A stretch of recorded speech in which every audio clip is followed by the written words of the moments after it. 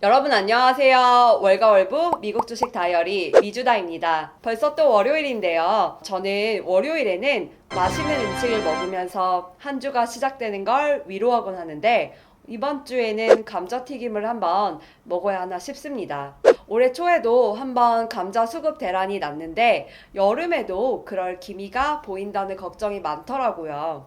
요즘 나오는 기사들을 보니까 서브웨이도 그렇고 버거킹도 감자튀김을 일시적으로 판매 중단했다고 합니다. 매장별로 차이는 있다고 하는데 어쨌든 이상기후 때문에 북미산 감자 수확량도 줄고 또 게다가 기존부터 이어진 물류 대란이 겹치면서 문제가 된 것 같아요. 세계의 곡물 창고라고 하는 러시아와 우크라이나 전쟁도 계속되고 있고 전쟁이 끝난다고 해도 농작물이 공산품이나 원유처럼 필요하다고 바로바로 생산할 수 없다 보니까 먹거리 문제야말로 시간이 가야 해결될 문제일 듯도 싶습니다. 기후 문제도 있고 하니까 더 골치 아픈 것 같아요. 먹는 얘기 계속하면 배고파지니까 이제는 이번 주 주목해야 할 글로벌 경제 지표 이야기를 해보겠습니다. 구독과 좋아요 부탁드립니다. 우리나라 시간에 맞춰서 5월 30일 월요일부터 가볼게요. 월요일인 오늘은 무엇보다 중요한 휴장 일정이 있습니다. 우선 미국 증시가 현충일 기념으로 쉬어갑니다. 콜롬비아는 예수 승천일, 말레이시아는 추수감사제로 증시가 휴장하는데 우리가 아무래도 주로 한국 주식과 미국 주식에 투자를 하다 보니까 미국 휴장 일정이 중요하겠죠. 그래서 월요일은 비교적 평온한 하루가 될 것 같습니다. 이어서 화요일은 5월 마지막 날입니다. 이날은 생산과 소비 관련해서 중요한 지표가 나옵니다. 먼저 오전 10시 반에는 세계의 공장 중국에서 중국 국가통계국이 5월 제조업 구매관리자 지수, 그러니까 제조업 PMI를 발표합니다. 중국 국가통계국이 발표하는 제조업 PMI는 대부분 정부 산하 대형 공기업이죠. PMI는 보통 50을 기준으로 경기 확장과 위축을 가늠하는 지표입니다. 50을 밑돌면 경기가 위축된 분위기라고 풀이를 하는데 중국은 4월에 이어서 5월에도 제조업 PMI가 50을 밑돌 것으로 예상이 됩니다. 다음으로 저녁 시간에는 미국과 유럽에서 소비자 관련 지표가 나옵니다. 먼저 저녁 6시에는 유로스타트가 유로존 5월 소비자 물가지수를 발표합니다. 소비자 물가지수를 우리가 CPI라고 줄여서 많이 부르죠. 유로존이라고 하면 유로화를 쓰는 유럽 19곳 나라들을 말하는데요. 유로존 소비자 물가지수는 4월에 이어서 5월에도 연간 7%대 상승률을 기록할 것으로 보입니다. 유럽은 워낙 러시아와 우크라이나 전쟁 직격탄을 받고 있다 보니까 다른 어떤 국가들보다도 전쟁이 빨리 끝나기만을 기다리겠죠. 이어서 늦은 밤 11시에는 미국 컨퍼런스 보드가 5월 소비자 신뢰지수를 발표합니다. 소비자 신뢰지수는 쉽게 말해서 소비자들이 지금 경제 상황을 평가해서 성적을 매기는 거예요. 기준점이 100인데 100을 넘으면 지금 경제는 괜찮구나 라고 긍정적으로 본다는 의미입니다.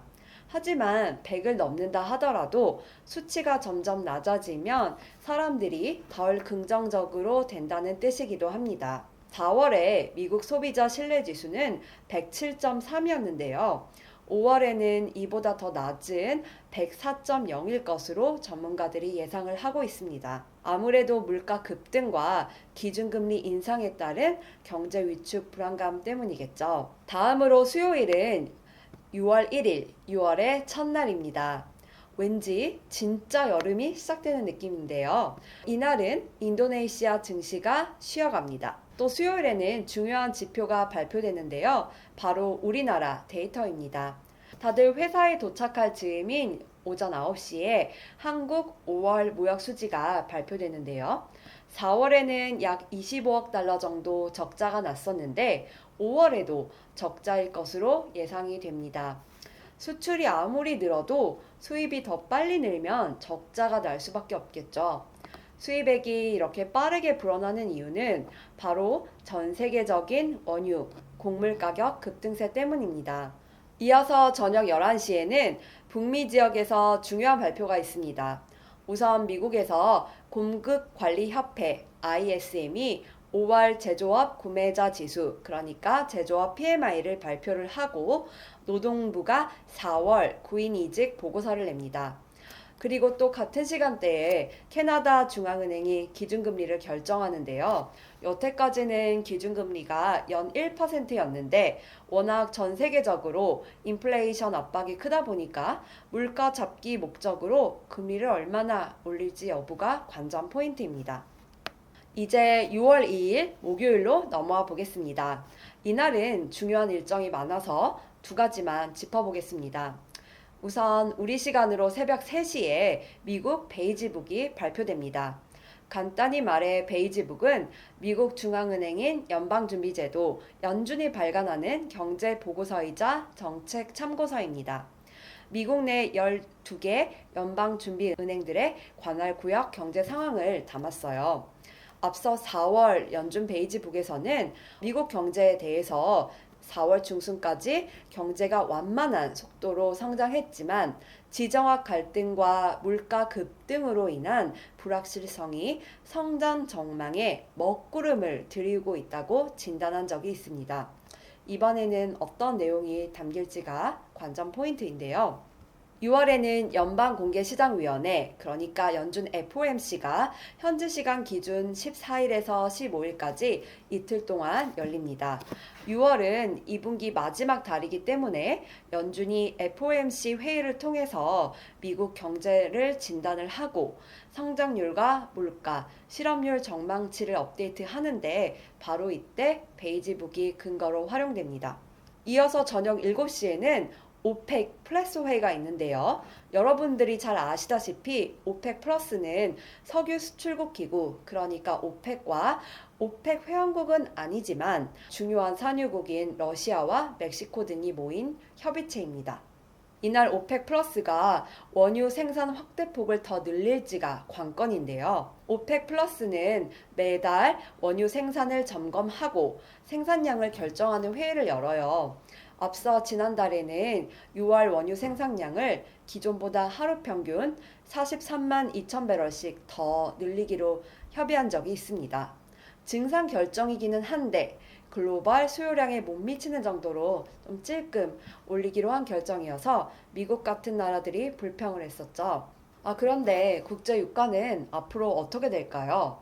원유 수요는 워낙 많은데 러시아가 우크라이나 침략에 따른 국제사회 제재를 받고 있다 보니까 러시아산 원유 생산량이 점점 줄어들고 있습니다.